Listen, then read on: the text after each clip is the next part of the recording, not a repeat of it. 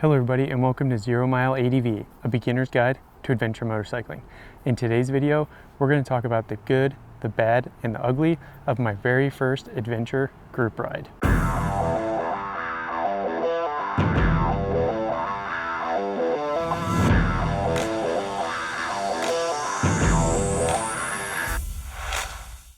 My very first group ride. So one night I'm sitting on the couch and I get an email from a local retailer here, motorcycle retailer, that they are having an adventure group ride. So I'm super excited. I start reading the email and it basically says everybody's welcome and you just have basic control over your motorcycle. I'm about 1,500 miles into riding my bike so far. I'm like, I can handle my bike even on some fire roads. I think I'm good. So I still get a little bit nervous, so I get the map and I start looking at the route and I'm analyzing the route, making sure that there isn't anything too technical that I shouldn't be getting myself into and that I can actually handle the group ride. But it looks okay and I think I'm good. So I start preparing myself for a 4-hour ride, which is gonna be the longest ride I've ever done on my bike because I'm usually out for a couple hours at a time. So the next morning I arrive to the trailhead where the ride begins. And there are a whole bunch of adventure bikes there, but most of them are like Jeeps on 38s. And I rolled up with a stock Land Rover. So I immediately get really nervous because I'm like, can my bike handle the ride we're about to do with all these huge bikes? So the good news is I talk to the leaders of the ride and they say, nope, your bike can totally handle it. We're doing some basic dirt roads. It's gonna be a lot of fun. It's gonna be super mellow. It should be great. So my nerves settle a little bit and I'm like, okay. And I start talking to some other people and I'm excited because that's what I was there for, right? I'm there to meet other people who also ride adventure bikes, so I'm not always riding by myself. Then the ride starts, and here's where things get interesting. As soon as we pull out of the parking lot and we start heading towards the Utah border, the leaders of the ride, about 5 miles in, just take off like a bat out of hell. I lose about 2/3 of the group within 5 miles of the ride. So I know where I'm going, so I'm like, okay, I'm gonna ride within my limits because I don't want to hurt somebody, I don't want to wreck my bike, and more importantly, I don't want a speeding ticket, right? So me and about 2 or 3 other people from the group kind of sit back and ride the speed limit to our next destination.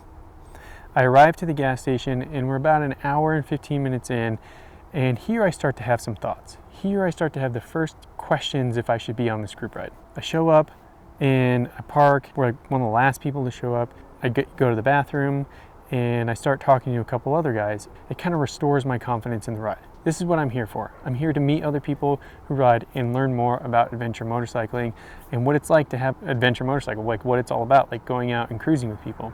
So we take off and we're about to head to our first dirt road. So again, as soon as we leave our first stop, headed to our next stop, the leaders of the group take off like a bat out of hell. And I'm not talking like driving 5-10 miles an hour with the speed limit. I'm talking riding through the twisties at 60-70 miles an hour. Just no way I was going to be able to keep up. So again, I get dropped. So I eventually make it to the next stop and we get on our first dirt road. So now I'm a little nervous again because we arrived to our first dirt road and I have very street oriented tires still on my bike because I'm waiting for this same retail organization to get me my more dirt-oriented tires, which I've been waiting over 2 months for.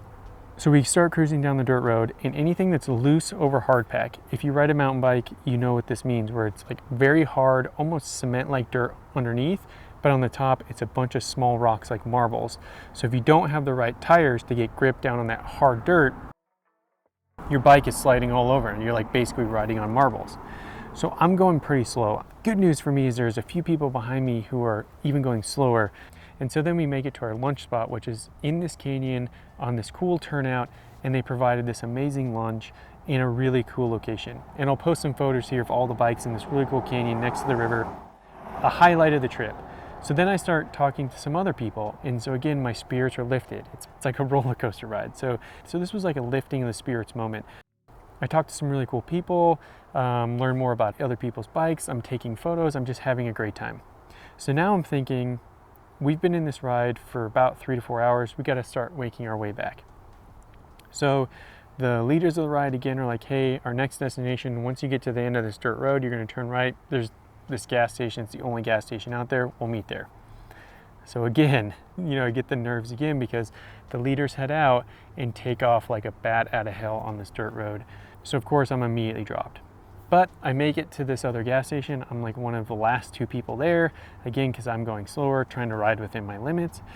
There's a discussion going on because there's a massive thunderstorm over the top of these mountains.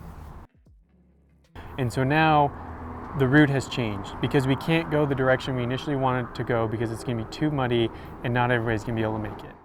And so there's a discussion as to where we should go. And my thought is at this point, as an organized group ride that included a lot of beginners like myself, we probably should have just headed back, but the leaders of the group wanted to keep riding. So they decided we're gonna go to this old mine.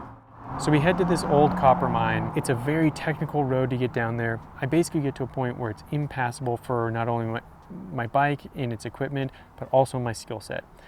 And a few other people felt the same, and so we turn around and go back to the top of this road where we kind of entered, and we're waiting. Now, we end up waiting for probably what felt like an hour or 2 hours. We're now 5 to 6 hours into this ride. Eventually, one guy who is one of the leaders decides he's gonna leave because he's tired of waiting. So he bombs out, and me and a couple other people are like, yeah, you know what, we're with you, we're also heading out. At this point, mentally, I'm like ready for this ride to be over. Right as I'm about to turn the bike on and leave, the leaders of the group show up. Then another conversation starts, and so I feel obligated to stick around. This is one of those moments where I learned, and I definitely will make better decisions in the future for my riding ability. So at this point, the leaders decide they're very adamant about not taking the more direct route through Moab and back, but they want to take another dirt road back.